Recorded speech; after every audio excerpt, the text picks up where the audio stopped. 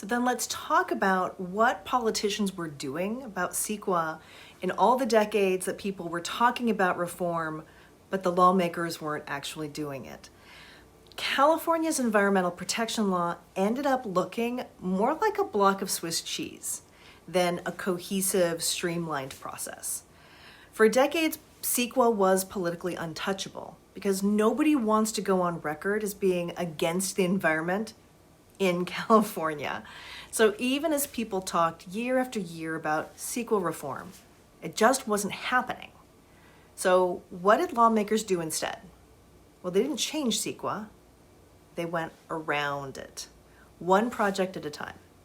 Want to build a pro sports stadium? CEQA exemption. You don't have to go through it. If you're going to host the Olympics, homeless shelter? Yep.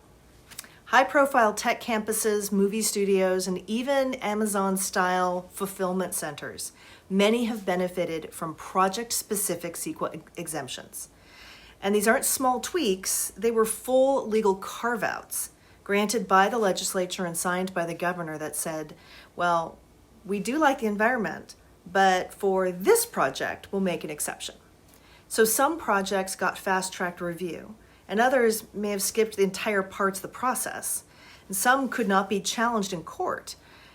So it wasn't just about the environment. It was about politics, pressure, and money. And those exemptions did add up over time. You've heard the expression when the exception swallows the rule. And now what was happening is instead of one clear, consistent law, there was a patchwork of exceptions. And depending on who you were or how connected your project was, you might face years of CEQA review or not. And that's why people kind of called it some Swiss cheese, because CEQA started to get full of holes. And if you're wondering whether that was fair or good for California, well, you aren't alone.